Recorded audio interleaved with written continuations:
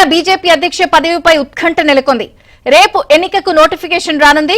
సోమవారం నామినేషన్ల ప్రక్రియ, జూలై 1న ఎన్నిక జరగనుంది. రేపు హైదరాబాద్ రానున్న కేంద్ర హోంమంత్రి అమిత్ షా పార్టీ నేతలతో భేటీ తర్వాత అధ్యక్ష పదవిపై క్లారిటీ ఇస్తారు. ఇక రేసులో ఈటెల రాజేందర్, రామచంద్రరావు, ధర్మపురి అరవింద్, రఘునందన్ రావు, డీకే అరుణ ఉన్నట్లు పార్టీలో చర్చ జరుగుతోంది.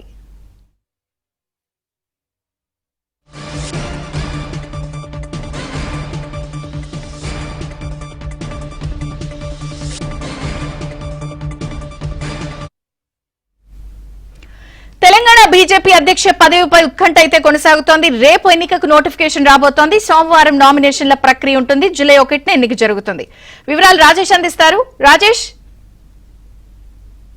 తెలంగాణ బీజేపీ అధ్యక్ష పదవిపై ఉత్కంఠకైతే తెరపడనుంది. రేపు రాష్ట్ర అధ్యక్ష ఎన్నికకు నోటిఫికేషన్ రానుంది. ఎల్లుండి నామినేషన్లు, ఆ తర్వాత జూలై 1వ తేదీన ఎన్నిక ఉండనుంది. ఓటర్ లిస్టు తయారు చేసినటువంటి బీజేపీ టీం ఇప్పటికే ఇటు జాతీయ కౌన్సిల్ సభ్యుల ఎన్నికపై కూడా అభిప్రాయ సేకరణను తీసుకుంది. రేపు హైదరాబాద్ కు కేంద్ర హోంశాఖ మంత్రి అమిత్ షా కూడా రానున్నారు. పార్టీ నేతలతో భేటీ అవుతారు. ఆ తర్వాత అధ్యక్ష పదవిపై ఒక క్లారిటీ ఇవ్వనున్నారు అమిత్ షా. అదేవిధంగా గత కొద్ది రోజులుగా బీజేపీ నూతన బాస్పై కమలం పార్టీ తీరుగా చర్చ నడుస్తుంది. మొదట్లో ఈటెల రాజేందర్కి అధ్యక్ష పదవి వస్తుందంటూ పెద్ద ఎత్తున ప్రచారం జరిగినప్పటికీ ఆ తర్వాత పాత కొత్త పంచాయతీ తెర మీదకి రావడం, పాత వాళ్ళకి మరోసారి తిరిగి అధ్యక్ష పదవి ఇవ్వాలంటూ రాష్ట్ర నాయకుల లేఖలు కేంద్ర నాయకత్వానికి చేరడంతో కొద్దిగా డీలా పడుతూ వచ్చింది. అయితే ఫైనల్ గా ఇప్పటికే జాతీయ నాయకత్వం ఒక డిజైన్ కి వచ్చింది. ఎందుకంటే త్వరలో తెలంగాణలో లోకల్ బాడీ ఎన్నికలకు షెడ్యూల్ రాబోతుంది. ఆ తర్వాత గ్రేటర్ హైదరాబాద్ మున్సిపల్ కార్పొరేషన్ ఎన్నికలు ఉంటాయి. సో వీటన్నిటినీ కోఆర్డినేట్ చేసుకుని ముందుకు వెళ్లాలంటే